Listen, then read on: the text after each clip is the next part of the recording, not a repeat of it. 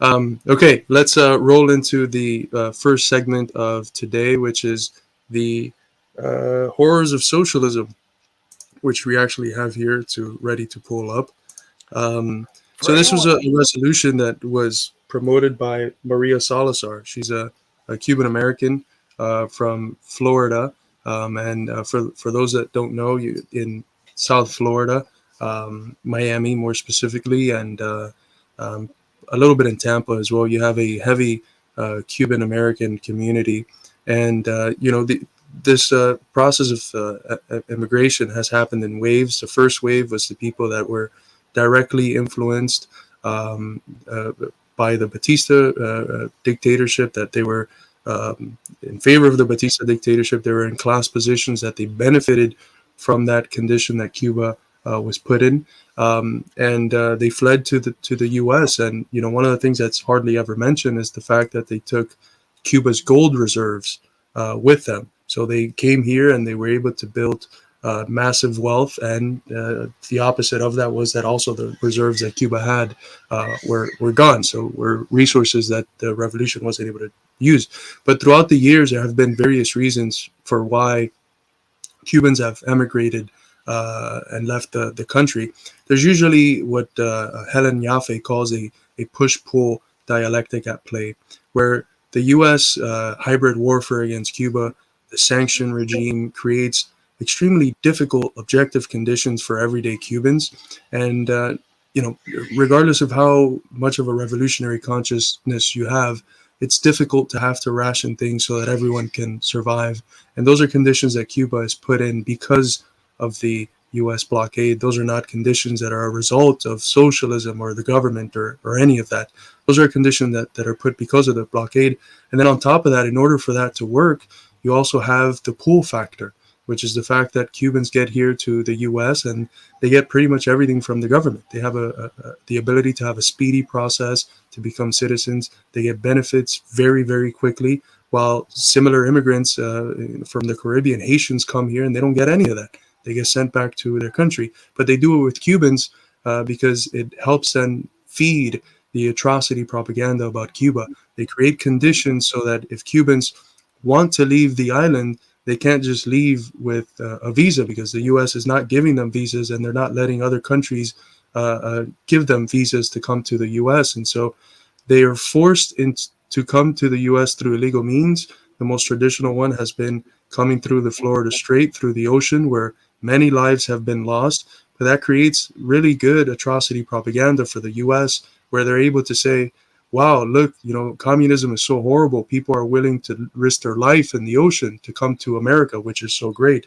And in reality, the conditions in Cuba have been made difficult by the U.S., and the good conditions that they might find in the U.S. are very unique to them, in order so that they can perpetuate that narrative that's anti-Cuba and against the Cuban Revolution.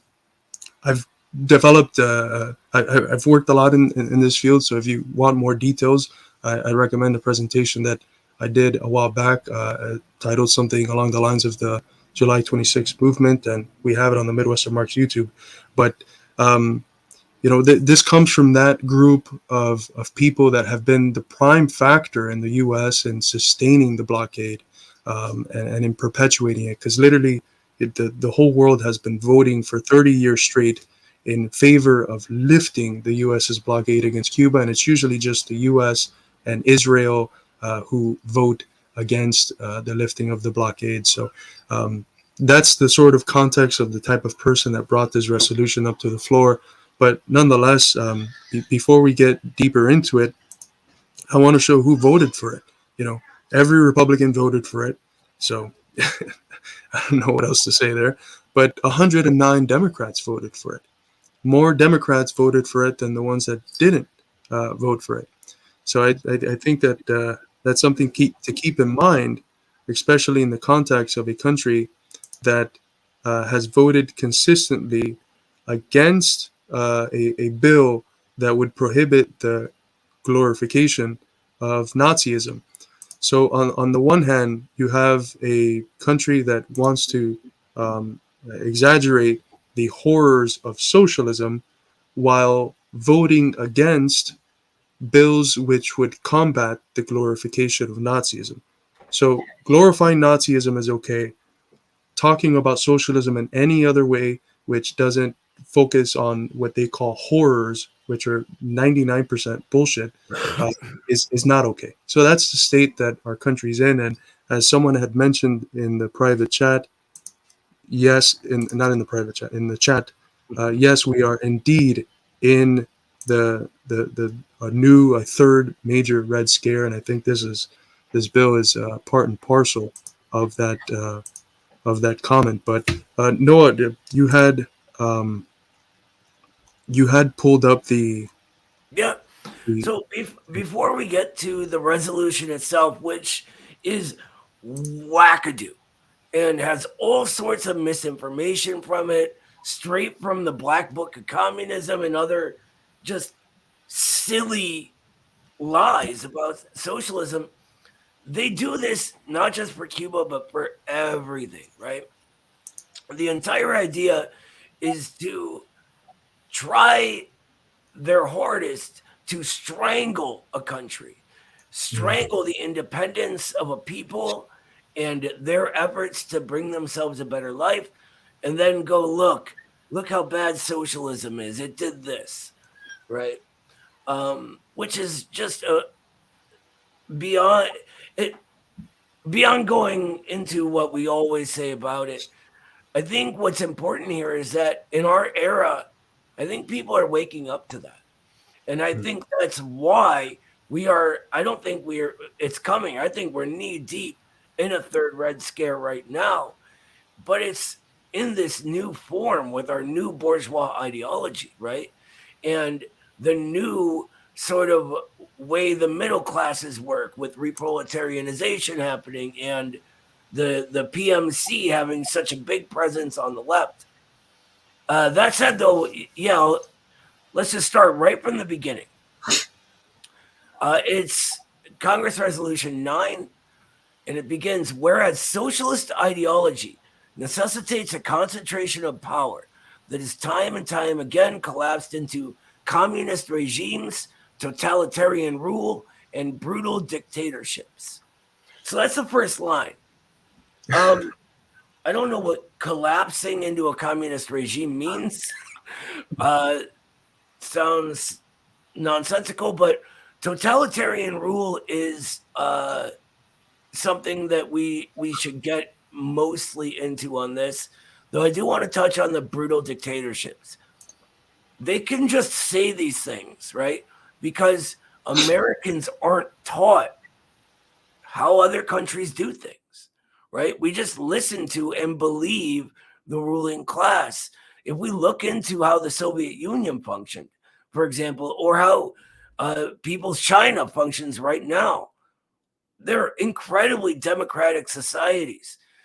The problem is that the bourgeoisie see only their form, right, of democracy as what is democratic, which is formal liberal democracy, serving the bourgeoisie or democracy for the bourgeoisie. And anything outside that, they call a dictatorship. Yeah, but we could get into the totalitarianism thing, which I think is a little more interesting. What about you, Carlos? yeah. So I think that by collapsing, what they're referring to is like reducing, like power is reduced to the small group of bureaucrats, and that's part of the narrative that's always embedded. And that's just not true. If you look at the political structures of the People's Republic of China, of Cuba, which is having elections coming up, of the Soviet Union, of any of the countries that have been led by a communist party, you would see that they are infinitely more democratic, even in that shallow realm which bourgeois pundits consider to be democracy, which is showing up to a booth to vote. In terms of voting, there's voting much more consistently, and there's much more political participation in that electoral form in socialist countries than there are in capitalist countries. In capitalist countries, you go to the booth every 2 years, it might be every 4 years. It might be not at all. It's, you have a condition where 30% of the people vote in their local elections. It means 70% of people available to vote are not participating in the democratic process. In presidential elections, it's usually around high 50s to 60%. It's been a little bit higher in the last two elections, but that's still, a good 40 to 35, 30% of adults who would be able to vote not participating in the political process at the federal level. Why is that? Why is it that, you look at those same numbers in Cuba and in China, and they're in the 90s? So who's more democratic? Who's more democratic if even by your very shallow standards of democracy as the ability to participate in elections, there's more elections and more participation in socialist countries? And then you have to look at what is democracy. What is democracy? It's composed of two words, demos and kratos. Demos doesn't just mean people in general. If you pull up a Wall Street banker, he wouldn't be considered people under the definitions of traditional Grecian democracy. Demos means common people. You can use the concept of, in Spanish, is el pueblo, the people. That's what the popular classes, that's what demos means. And kratos means power. It means the ability for regular working people to exert power over their everyday affairs. And we have to ask ourselves, does the US have that? And the reality is that it's been proven from the start that that's not the case. Even Ivy League studies out of Princeton are showing that it is statistically proven that the people who win are the people that get the most funding. On a 95% rate, it is statistically proven that when the vast majority of people want something to pass, if big elite interest doesn't want it to pass, it will not pass. And if the vast majority of people do not want something to pass, if elite interests want it to pass, it will pass. So what does that tell you? The people that control what passes and what doesn't are the elite, the billionaires, what Bernie and the Wall Street movement called the top 1%, the monopoly capitalists. Those are the people that control what goes and what doesn't go in our political system. And to sit here and talk about democracy, about communist totalitarianism, about collapsing power into a communist regime and into a bureaucratic X, Y, or Z, it's completely absurd. It's pure projection. If you want to look at actual totalitarianism, if you want to look at actual dictatorship that benefits a minority group, you have to look at U.S. capitalism, U.S. finance capitalism. That's what you have to look at. You might find a dictatorship of a different kind in socialist countries, one in which it's the people who can dictate their way into governance and push away the interests of the exploiting classes so that they don't have influence in political affairs. That's a type of dictatorship. We call it the dictatorship of the proletariat, or a democratic people's dictatorship, or the dictatorship of the peasants and the proletariat. There's different concepts that we've used in the past to describe that. But that sort of dictatorship is much more democratic because it embodies what democracy is. It's common people wielding power for the sake of common people. You don't have that in the US. And you have that in these countries that are being denounced by these idiots for being horrors. And I think one of the reasons you see such low voter turnout, and a lot of the sort of rad lib types will say, oh, it's all voter suppression. And yes, that plays into it. But one of the main reasons is that regular people, the demos, or that we understand inherently that we have no power, that what we do essentially doesn't matter to them. They're going to do what they want regardless. I mean, Absolutely. Why would you vote for something that doesn't change your life? It's getting worse for you regardless, either way, Yes. Do we want to keep going with some of the statements? Yep. The next one is my favorite. Whereas socialism has repeatedly led to famine and mass murders and the killing of, ready for it, over 100 million people worldwide.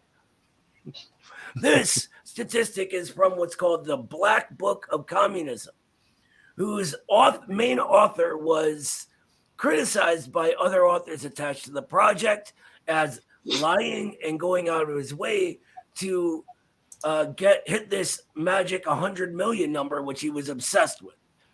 One of the statistics is literally a story that's told from Churchill. That Churchill asked Stalin, how many people have you killed? And Stalin was like, and so Churchill took supposedly him lifting his two hands to mean 10 million. And that's a statistic that is in the book, that is in this book. So, I mean, not only that, they also count invading Nazi soldiers who were there to exterminate us or them, who were there to invade the country and destroy it, killing and enslaving everyone they saw along the way. Those are counted as victims of communism in this 100 million number. Other things that are considered are children that weren't born, right? Because World War II was happening and the Great Patriotic War. So people were having less children at the time. So they do all this fancy math. And by the way, the book was also criticized for having remedial math errors in it, meaning it's pretty good bet they did that math wrong on purpose to inflate the number. And the sad part is that it doesn't matter for the vast majority of people in the country. And it doesn't matter because all of these things, regardless of how false they are, they've been embedded in the popular consciousness of people through movies, through schools, through popular culture. It's all over the place. And it's the sort of statement that you can make without having to cite anything because everyone already agrees with it. Mm-hmm. And what does that do to scholarship? If you're not forced to hold up a standard of scholarship, where if you're going to say that there's a crime, you have to show, one, that the deaths that you're saying actually existed, two, that they were intentional. If they don't have to prove that, they have the ability, they have a blank check to just say, they could have bumped that number up to 1 billion people. And it really wouldn't have mattered. No, they could say whatever they want. And it always plays on people just not checking, right? We get so much information just thrown at us that it's impossible to verify all of it.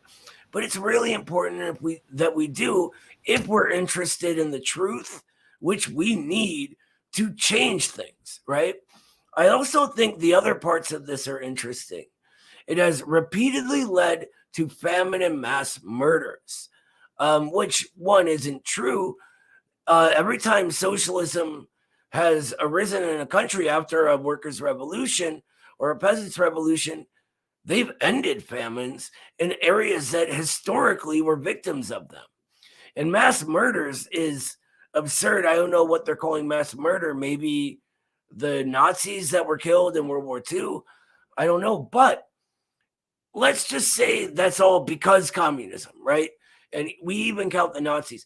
Why is capitalism not denounced for this same reason? Capitalism has literally actually created famines and hunger right now, right? Not to mention imperialist wars. The invasion of Iraq killed 1 million people. How many people did Obama drone bomb? Innocent civilians. All of there are millions and millions and millions of people dying specifically because of capitalism. And that's not denounced at all, Or just look at the history, not just today, right? Today, the millions, but historically, how many piles of millions of dead bodies were necessary for capitalism to get started and to develop the wealth that it did in the core countries in Europe and the US. I mean, that's always ignored. Precisely. Not to mention chattel fucking slavery, right?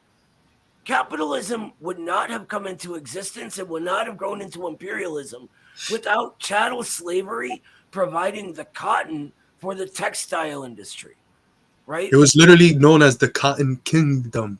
Exactly.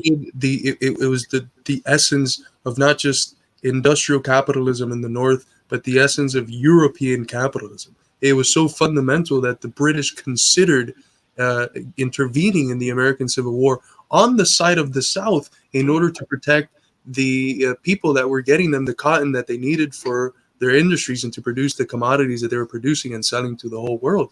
That's how big a role slavery played for 400 years in the development of the capitalist economy throughout various stages. So to sit here and talk about the crimes of communism, I mean, it's a joke, especially when the people that they're pointing at, I mean, who do they bring up? They bring up, of course, Soviet leaders, Lenin and Stalin, Mao Zedong, Fidel Castro, Pol Pot, maybe. Okay, yes, but he was propped up by the CIA. Kim Jong-un, Kim Jong-un, Kim Jong-il, Daniel Ortega, Hugo Chavez, Nicolas Maduro. All of these people, the difficulties that they have experienced in their constructions of socialism have almost as a whole been rooted in the efforts of imperialism to thwart their revolutionary constructions. The And Soviet why? Union, as soon as it's born, 14 invading countries come to kill the baby in its crib, and they fail. Cuba, as soon as it starts its socialist project, blockade from what was historically Cuba's natural trading partner, which not only forces Cuba not to be able to trade with its historically and geographically natural trading partner, but not be able to trade with the whole world because of that's the control that the U.S. had over, and has over the rest of the world, or the vast majority of the world. What happens, the same thing happens in Venezuela. You have a couple years of the revolutionary process and they literally fucking kidnap Hugo Chavez, and they're forced to put him back after 3 days because the people were just going crazy in the streets to have them back. What happens in China? They was literally isolated from the whole world until the late 70s when it finally was able to open up. And what sorts of compromises did it need to do in order to open up? What sorts of activities? What was it supposed? Was it in a way forced to not support or to support in order to continue having access to that global market? So the failures that you can find, quote unquote failures that you can find in socialism, if you don't understand those in the intense pressures that are created by imperialist hybrid warfare, in the fact that socialism, as Michael Parenti said, is always siege socialism. It's socialism having to construct itself under constant warfare from outside, from inside, of different forms of biochemical warfare, physical warfare, propaganda warfare, economic warfare, different forms of warfare. If you don't analyze the quote unquote flaws of socialism in that context, you're not going to understand anything. That's like showing up to the example I always give, showing up to a boxing fight on the 12th round and judging the whole fight on the basis of the 12th round. It's taking the fact that you're looking at and separating it from the factors that allowed the fact to be. And that's why we say that dialectics is so important, because if you want to understand the world, you have to look at the totality, at all the parts that make possible the one thing that you're looking at. If you don't do that, you are judging by definition a book by its cover. You're You saying, need oh, all of the factors that make up the fact, that make that fact that particular fact. Henry Winston once said that the bourgeoisie have no coherent understanding of cause and effect, specifically because of this. And it just shows you that they can assign blame almost arbitrarily. And a lot of them know they're lying, but some of them actually believe these things. They believe that you can just stop thinking and go, oh, communism must just cause these things. We don't have to look any further and actually say, oh, this led to this. This was determined by that, etc. It's absurd, almost as absurd as the next part of the resolution, which goes, whereas tens of millions died in the Bolshevik Revolution, which is not true, by the way. The Bolshevik Revolution was incredibly bloodless. It was a civil war afterwards where a lot of people died. And you know who started that? The czars, right? The whites did. And I mean, like the White Guard and blah, blah, blah. It continues. At least 10 million people were sent to the gulags in the USSR, and millions more starved in the terror famine Holodomor in Ukraine. So let's tag into this. you remember that country, the Soviet Union, which had 4%. I don't know if I'm freezing. But do you remember that murderous, tyrannous government that with 4% of the world's population had 25% of the world's Gulag members? Mm-hmm. That was the Soviet Union, right? Was it? Yeah, Oh, totally. no. No, whoa, wait. No, that's us right now, right? That's us right now. Right. Yeah. This resolution makes perfect sense. So let's go into this a little bit. First, We talking they use the word gulag about to scare you. You know what gulag actually means in Russian? It means the administration of rehabilitation. So the bureaucracy that figures out how to rehabilitate people. And it gets attached to the prisons, right? Of course, because back when the whole world was at this point where there were gulags, so to speak, everyone had this understanding that prison labor was progressive, was incredibly progressive, actually, because it took criminals and it taught them a trade. It taught them how to be, productive members of society. In the 50s, almost every country in the world, or the industrialized countries, ended prison labor, including the USSR. Guess which country kept it around? Ours, right? And it still continues on today.